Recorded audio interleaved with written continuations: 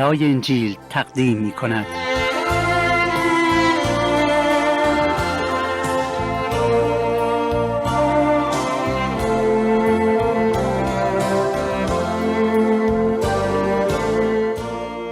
مطالعه و بررسی رساله حضرت پولس رسول به فیلیپیان، 11مین قسمت از انجیل مقدس، برنامه از رادیو صدای انجیل.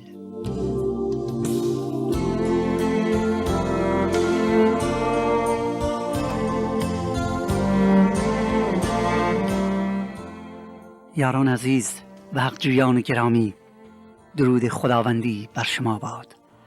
امیدوارم که در فیض و عنایت خدا یکتا روزهای خود را به سر آورده و خوش و سلامت باشید. خدا را حمد و سپاس میگویم که این فرصت را عطا کرده است تا در این ساعت با شما عزیزان باشم و از کلام حیات بخش و یگانه خدای متعال آیات را براتون بخونم و درباره معنی آیات توضیحاتی جهت بهتر درک کردن کلام تقدیم حضورتون کنم، به این امید که شما با حقایق الهی آشنا بشید و شما که طالب راه و راستی و حیاتید بتوانید به مقصد نهایی خود برسید. برای این منظور ازتون دعوت میکنم که اگر انجیل مقدس رو در اختیار دارید، لطفاً آن را به رساله حضرت پولس رسول به فیلیپیان بگشایید تا از فصل اول این رساله بسیار پرمعنی و عمیق رو که به رساله شادی نیز مسمامی باشد و راز شادی حقیقی و سلامتی آسمانی رو بر ما مکشوف می کند با یکدیگر مطالعه کنیم. دعای من این است که در این ساعت افکار و ذهن خویش را از عالم فانی و آلوده به گناه و مشکلات آن لحظه جدا کنید و تماما معطوف به عالم معنویت و کلام روح و راستی بنمایید تا روح و روان خود را به وسیله گفتار خدا تغذیه نموده و رشد و نمو کنید. از فرصت استفاده می کنم و از عزیزانی که فاقد انجیل مقدس به زبان فارسی هستند منتها مایل به دریافت آن می باشند دعوت می کنم که با ما مکاتبه کنید تا براتون تهیه کنیم. آدرس در پایان وقت مجددا خدمتتون تکرار خواهد شد. پیام ما رو از رادیو صدای انجیل می شنوید. حضرت پولس رساله خیش را اینطور آغاز می کند: پولس و تیموتائوس، غلامان عیسی مسیح، به همه مقدسین در مسیح عیسی که در فیلیپی می باشند، با اسقفان و شماسان، فیض و سلامتی از جانب پدر ما خدا و عیسی مسیح خداوند با شما باد. رسول خدا این رساله را به همه ایمانداران به مسیح یا کسانی که به منجی بودن و خداوند بودن عیسی مسیح ایمان آورده و برای او زندگی می کردن می نویسد. در این دعایه نه فقط خود را غلام مسیح می خونه، بلکه همه ایمانداران به مسیح را مقدسین در مسیح می نامد. در برنامه گذشته در مورد معنی این کلمه و معنی دعایه اول به تفصیل صحبت کردم و عرض کردم که کلمه مقدس از تقدیس گرفته شده و به معنی جدا شده از دنیا و وقف خدا شدن یا برگزیده شدن یا جدا شدن برای کار خداوند. و پولس رسول به ایمانداران شهر فیلیپی میگوید شما مقدسین در مسیح عیسی هستید یا شما برگزیده شدید، آن هم به وسیله عیسی مسیح برای یک زندگی مقدس و خداپسندانه، زندگی مسیحایی که مقبول پسند خدا یکتا می باشد. او برای همه مقدسین آرزوی فیض و شادی که از جانب خدا سرچشمه می گیرد می نماید. و دوستان عزیز، امروزه دو نوع شادی در اختیار بشر قرار دارد. انسان میتونه شاد باشه و سرچشمه شادی خود را از این دو منبع بگیرد. اول، شادی که سرچشمه آن در چیزهایی است که در این عالم می باشه، مثلا شادی و لذتی که بر اثر داشتن پول فراوان به دست میاد و یا در نتیجه صاحب مقام شدن، یا بر اثر انجام دادن عملی که به آن اشتیاق دارید، کاری که دوست دارید انجام بدید و وقتی اونو انجام میدید خوشحالید، و یا بر اثر موفق بودن در تحصیل یا ورزش یا کار و غیره. بعضی ها شادی را در نوشیدن مشروبات و یا در غذا خوردن پیدا می کنند و گروهی دیگر شادی را در داشتن یک ماشین شیک و یا یک لباس قشنگ و یا خانه خوب، آن هم بالای شهر می بینند. هر کسی در زندگیش کوشش میکنه، زحمت میکشه که بتونه به هر طریقی آرزوی خود را به دست بیاوره و شاد باشد. ولی این شادی چون که سرچشمش در چیزهای دنیوی می باشد دوامی ندارد و خنده ها و شادی ها زودگذر محسوب می شوند. پدر و مادری رو در برابر خود مجسم کنید که فرزندشون رو با 1000 زحمت به دانشگاه میفرستن تا درس بخونه و بعد سرانجام میبینن که پسرشون موفق میشه درساش رو به موفقیت به پایان برسونه. پس آنان همراه با پسرشون در شادی این پیروزی شریک میشن، احساس غرور میکنن و دیگران رو نیز در شادی خود شریک میکنن. ولی پس از چندی این شادی به یأس مبدل میشه، زیرا آن پسری که سرچشمه شادی و افتخار و غرور بود اکنون اسیر مواد مخدر شده است. هیچ شادی که این دنیا دوستان به ما میده دوام ندارد و همان گونه که چیزهای این دنیا از جمله خودمون فانی میباشیم، آنچه که دنیا به ما میدهد نیز فانی میباشد. حضرت یوحنا میگوید دنیا و لذات آن و آنچه را که در آن است دوست مدارید، زیرا همه چیز در گذر است. ولی شادی دیگری است، خدا را شکر، که جاودانه و ازلی و حقیقی می باشد. شادی که هیچ چیز نمیتونه آن را ناپدید کنه و از بین ببره و خللی به آن وارد سازد. حتی سختی ها، جفاها، مرض ها و مرگ هم نمیتواند آن را از انسان دور کند و این شادی دوستان سرچشمش خداونده.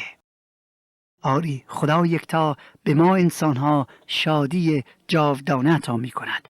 آنچه که از خدا صادر میشه جاودانه و ازلیه. عیسی مسیح در این مورد می‌فرماید شادی و سلامتی که من به شما میدهم شادی است که دنیا آن را در خود ندارد، یعنی از این جهان نیست و نه فقط به این جهان تعلق نداره، بلکه جهان نمیتواند آن را درک کند و یا بفهمد که چگونه امکان دارد در سختی ها، در مرض، در جفا، در بدبختی ها آدمی دائما شاد باشه و ناله و اعتراض نکنه، درد را تحمل کنه ولی اعتراض نکند، شاد باشه و خدا را شکر کند. زیرا شکر کردن خدا وقتی که سلامتی و نعمت باشه آسانه، اما در موقع بلا و سختی و مرض و مرگ کاری است مافوق نیروی انسانی. ولی حقیقت دارد، چنین شادی هست. اتفاقا حضرت پولس وقتی که این رساله را می‌نویسه خودش در زندان بود، انتظار مرگش رو می‌کشید، می‌دانست که چه بسا به زودی شهید خواهد شد، ولی در چنین حالتی این رساله را می‌نویسد و از آن درباره شادی عظیمی که در قلبش نهفته است سخن می‌راند. شادی که در قلبش، آن هم در حینی که اسیر و محکوم به مرگ شده است، صحبت می‌کنه و بعد از ایمانداران آزاد نیز تقاضا می‌کند که در این شادی الهی شریک باشند و خود را از آن محروم نسازند. میگوید شاد باشید و باز میگویم شاد باشید.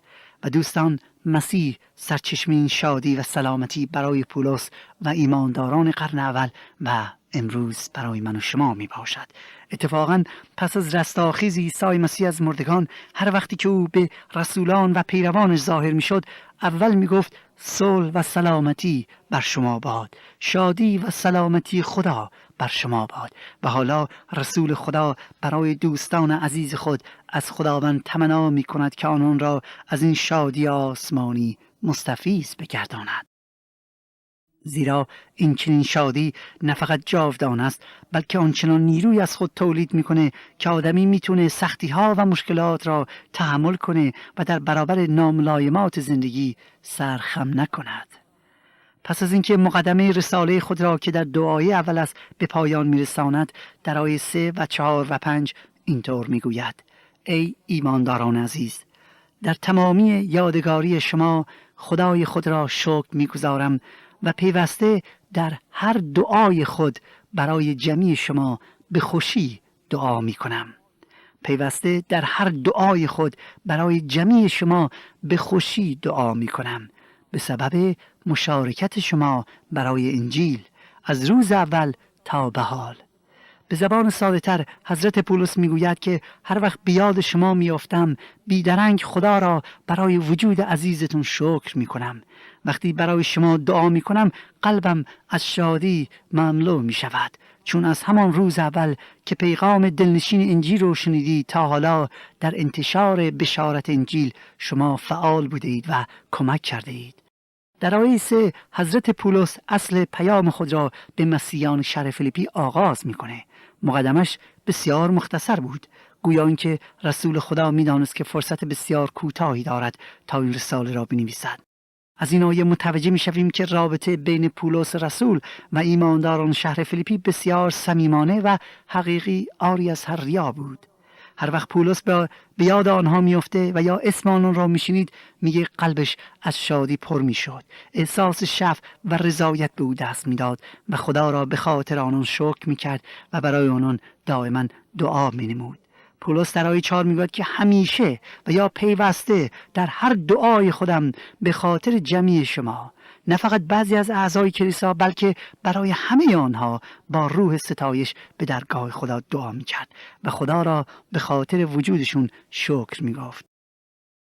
در آخر رساله متوجه میشویم که بین دو بانو در کلیسا اختلافاتی بود، اما پولس میگوید من با شادی برای شما دعا میکنم، برای وجود همه شما خدا را شکر میکنم.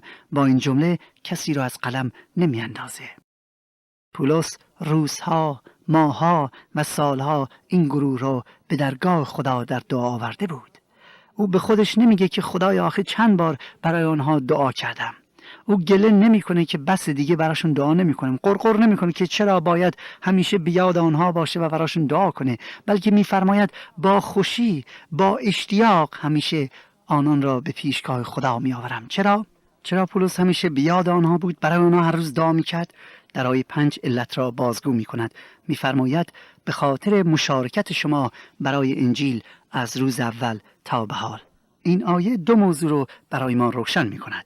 اول اینکه مسیحیان این شهر در رسانیدن بشارت انجیل به سایر مردم فعالیت داشتند و از لابلای آیه میتوان پی برد که از دو طریق در بشارت انجیل فعالیت میکردند. اول در بین اطرافیان با بیان کردن پیام انجیل و شهادت دادن به دیگران، یعنی وقتی که مردم رو تو خیابون میدیدن دوستشون بودن بشارت انجیل را به آنها میگفتن. و دوم با عطا کردن هدایا به حضرت پولس برای سفرهایی که در پیش داشت. یعنی این مسیحیان فیلیپی بودند که با دادن هدایا مخارج سفر حضرت پولس رو تأمین میکردند تا بتوانند تمام وقت در رسانیدن بشارت انجیل پولس فعال باشه و دوستان کمک آنان موقتی نبود، یک دفعه یا دو دفعه نبود، بلکه میفرماید از همان روز اول تا به حال. اگر به خاطر داشته باشید اولین باری که حضرت پولس بشارت انجیل رو به سمع چند بانو در این شهر رسانید، لیدیه که یکی از بانوی بازرگان آن شهر بود به مسیح ایمان می آورد و از همان روز اول از حضرت پولس و سیلاس دعوت میکنه که در منزل آنها بمونه و از پولس و سیلاس پذیرایی گرمی به عمل می آوره. و وقتی که پولس از شهر فیلیپی میره، آنان با فرستادن هدایا برای رسول خدا ابراز حق شناسی خود را همیشه نشان میدادند و نه فقط آن بلکه در رسانیدن بشارت انجیل نیز شریک و سهیم شدند. و دوستان عزیز، شما که مسیحی هستید این وظیفه را نیز دارید که بشارت انجیل رو به سمع مردم برسونید و در این راه آنانی که تمام وقت فعالیت میکنند رو یاری بدهید که این امر خداوند ما عیسی مسیح است. مطلب دیگری که در آیه 5 جلب نظر می کند کلمه مشارکت است. این کلمه دوستان در فرهنگ مسیحیت معنی مختلفی با آنچه که در زندگی روزمره معنی داره می دهد و ما مسیحیان باید اول معنی این جمله را بفهمیم و بعد آن را به طور صحیح به کار ببریم. کلمه مشارکت از لغت یونانی یعنی لغت کوینویا گرفته شده است و به معنی این است که هر ایماندار میتونه آنچه را که در قلب خود دارد و یا راز دل خودش رو با مسیح زنده در میان بگذارد. وقتی که مسیحیان برای مشارکت دور هم جمع میشوند، باید هدف از صحبت کردنهاشون چیزهای روحانی باشه و تجربیات روحانی خودشون رو با یکدیگر در میان بگذارند. مکالمات روحانی باید داشته باشند و نه اینکه از امور دنیا و کار و شغل و گرفتاری هاشون صحبت کنند. البته که ما در مورد زندگی و مشکلات و چیزهای دنیوی باید با یکدیگر صحبت کنیم تا به یکدیگر کمک کنیم، ولی وقتی کلمه مشارکت مسیحی به کار برده می شود به معنی در میان نهادن تجربیات روحانی و معنوی می باشد و با یکدیگر همکاری کردن در کارهایی که عیسی مسیح از آنان انتظار داره و یا به آنها محول کرده است. با هم کلام خدا را میخونن، با هم دعا میکنن، با هم شام مقدس یا عشای ربانی رو به جا میآورند. عشای ربانی مشارکت حقیقی محسوب می شود به شرطی که در این عشای مقدس تمام صحبت‌ها و گفتگوها دور کار مسیح مقدس و موضوعات روحانی بچرخد. و این چنین مشارکتی سبب میشه که ما جزو همکاران مسیح محسوب شویم. ببینید چه افتخار بزرگی است. این چنین مشارکتی سبب میشه که ما جزو همکاران مسیح محسوب شویم. حضرت پولس می نویسد که کلیسای فیلیپی یا ایمانداران آن شهر با او مشارکت دارند. پولس پیام انجیل مقدس را با آنها در میان نهاده بود و حالا آنان در قبال آن پولس را در کار و هدفش یاری می دادند. با هم نبودند، اصلا فاصله زیادی داشتند. پس دوستان، این است مقصود پولس از مشارکتی که بین او و ایمانداران شهر فیلیپی بود. لزومی نداشت که در کنار هم باشند، ولی گفتگوهای آنان و افکار آنها همه درباره مسیح بود. در آیه 6 می‌فرماید چون که به این اعتماد دارم که او عمل نیکو را در شما شروع کرد، آن را تا روز عیسی مسیح به کمال خواهد رسانید.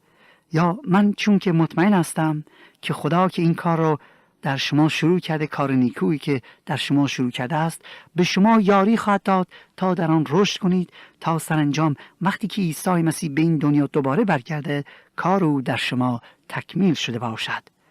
چون که به این اعتماد دارم که او که عمل نیکو را در شما شروع کرد، آن را تا روز عیسی مسیح به کمال خواهد رسانید. دوست عزیز، این آیه است که در قلب من جای مخصوصی دارد، زیرا که لطف خدا را در زندگی من گناهکار و نالایق آشکار میکنه. اگر توجه کنید، پولس میگوید من مطمئن هستم، ایمان دارم که خدا که این کار خوب را در شما شروع کرده. راستی صحبت از چه کار نیکویی میکنه؟ مقصود پولس در اینجا از دو چیزه.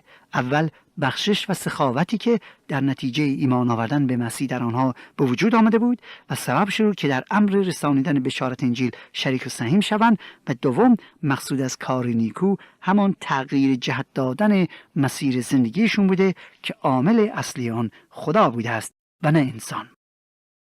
انسان در خود چیز نیکویی ندارد. این رو کلام خدا میگه و میفرماید هر نیکویی از جانب خداوند است. پولس میگه من اطمینان کامل دارم که شما روز به روز در نیکویی کردن و پاک زیستن پیش خواهید رفت و در آن ساکن خواهید بود تا زمانی که مسیح بیاد. آن وقت شما به عنوان فرزند خودش پیش او راه خواهید یافت. موضوع دیگری که در این آیه توجه ما را به سوی خودش جلب میکنه، اشاره حضرت پولس به روز خداوند و یا بازگشت مسیح می باشد. عرض کنم که مقصود از روز خداوند همان روز موعود یا روز معاد و یا روز داوری نیز می باشه که اساس ایمان مسیحیت رو نیز تشکیل میده. کلام خدا میگوید خدا یکتا روزی را برگزیده تا جهان و جهانیان را داوری نماید و آن روز به روز خداوند مسمی می باشد. در کتاب مقدس دوره‌ای که الان من و شما داریم زندگی می‌کنیم به دوره فیض و یا روز مسیح مسمی گردیده است که مقصود اینه در این ایام انسان میتونه با ایمان آوردن به عیسی مسیح و پیروی کردن از او خود رو از جهنم برهانه و فیض خدا را نصیب خودش بکنه و بخشش خدا نصیب او بشه. و دوره قبل از ظهور مسیح را دوره شریعت یا روز شریعت نام نهاده است. این آیه نشون میده که یک روزی خواهد رسید که این دوره فیض یا دوره صبر خدا به پایان خواهد رسید و آن وقت روز خداوند و یا روز داوری فرا میرسد. همچنین در اینجا درباره روز بازگشت ثانوی عیسی مسیح به این عالم نیز اشاره شده است. او میگوید تا جهان را به راستی و عدالت حکمرانی کند. یعنی در روز بازگشت مسیح او بر جهان به راستی و عدالت حکمرانی خواهد کرد. عرض کنم مسیح مقدس یک بار دیگر به این جهان خواهد آمد. کلام خدا این را به طور خیلی واضح و آشکار به ما تعلیم می‌دهد. اما این بار که مسیح بیاد، نه به خاطر اینکه مردم را ارشاد و دعوت به ملکوت خدا بنماید، بلکه تا مؤمنین خود را به سوی خودش خوانده و بر جهان حکومت کند. این بار او نه به عنوان بره خدا بلکه به عنوان پادشاه پادشاهان خواهد آمد و شیطان را اسیر و مغلوب خواهد کرد و جهان را به انصاف و عدالت خدایی رهبری و حکومت خواهد نمود که همه ما چشم انتظار آن روز مقدس و پرجلال هستیم. چه آیه زیبا و تسلی دهنده است که به ما اطمینان می‌دهد خداوند هرگز ما را ترک نمی‌کنه و مواظب ماست. عرض کردم در ابتدای این برنامه که این آیه از آیه های دلخواه من است. چرا؟ چون میدونم خدایی که مرا خلق کرده است دوستان، خدایی که به من حیات بخشیده بی جهت مرا خلق نکرده است. راستش وقتی که به زندگی خودم نگاه میکنم به راستی که حیرانم چرا خدا اینقدر نظر لطف به من داشته؟ چرا خدا در میان بیلیون ها آدم به من توجه نمود؟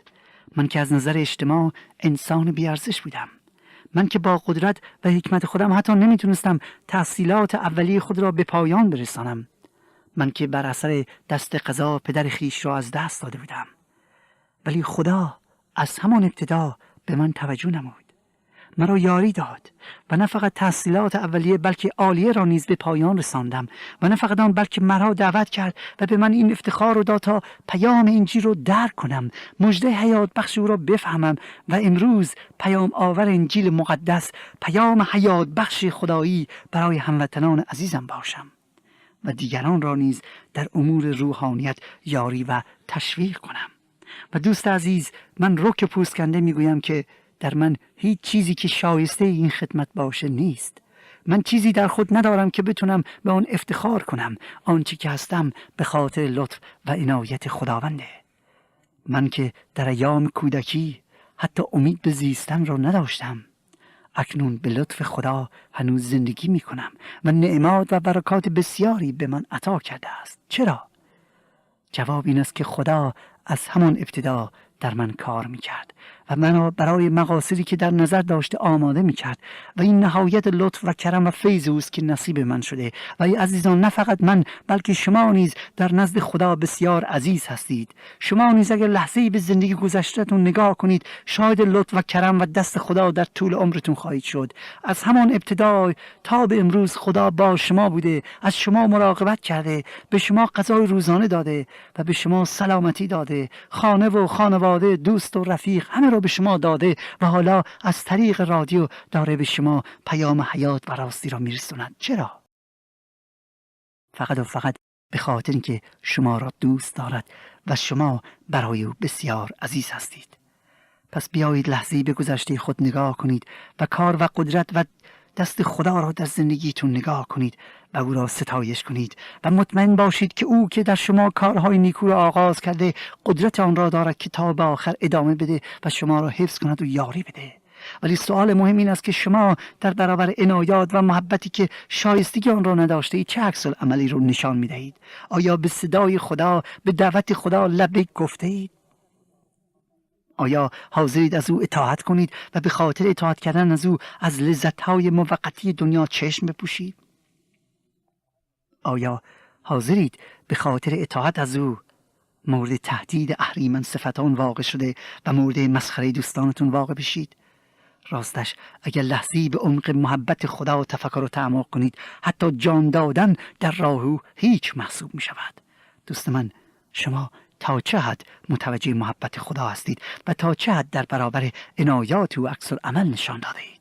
این آیه نه فقط صحبت از محبت خدا و بازگشت مسیح و روز داوری و وفاداری او میکنه، بلکه یکی از پرامیدترین آیه نیز محسوب می شود، زیرا به من و شما میگوید مطمئن باشید آن خدایی که به شما نام داد، آن خدایی که از کودکی شما را مورد عنایات خود قرار داده شما را ترک نمی‌کنه. پس ناامید نشوید ای عزیزان و این را بدانید که اگر شما در اراده خدا باشید یا اگر حقیقتا خود را تسلیم او کرده باشید، مطمئن باشید که او با شماست و شما را در سختی‌ها هرگز ترک نمی‌کنه.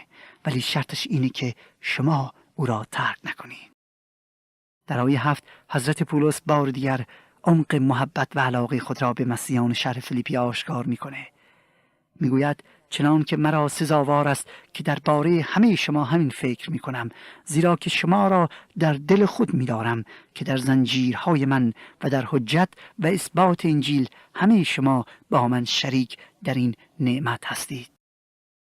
به زبان ساده تر پولس میگوید همه شما ایمانداران برای من بسیار عزیزید و در دل من جای دارید و برای همین است که چنین احساسی به شما دارم. ما هم در برکات خدا شریک بوده ایم، هم در زندان و هم بیرون از زندان از حقیقت دفاع کرده ایم و خبر نجات مسیح را به گوش مردم رسانیده ایم. و دوستان عزیز، اکنون نیز ما همانند پولس دعا میکنیم که شما نیز پیام محبت و حیات بخش خدا را قبول کنید. عیسی مسیح در قلبتان چشمه عشق به خدا و محبت و خدمت به هم نور جاری می کند. ایمانتون رو بیایید بر اساس بنای محبت خداوند و فیض او قرار بدید تا امروز صاحب حیات واقعی بشوید. ایمانتون رو بر محبت بنا کنید، زیرا خلل پذیر بود هر بنایی که می بینی مگر بنای محبت که خالی از خلل است. آنچه شنیدید برنامه‌ای بود از رادیو صدای انجیل. خوشحال می‌شویم که با ما مکاتبه کنید و از نشریات و ادبیات ما استفاده نمایید و از طریق شبکه‌های اجتماعی فیسبوک، گوگل پلاس و یوتیوب با تایپ فارسی رادیو صدای انجیل همراه ما باشید. همچنین از طریق تلفن و ایمیل نیز می توانید با ما تماس بگیرید. آدرس ایمیل ما از این قرار است: radioenjil@gmail.com. تکرار می کنم، ایمیل ما radioenjil@gmail.com و تلفن ما 201 616 920 1791. تکرار می کنم، 201 616 920 1791. تا برنامه دیگر و روز دیگر، خدای یکتا و مسیح زنده با شما باشد. ماراناتا، یعنی خداوند به زودی برمیگردد. آمین.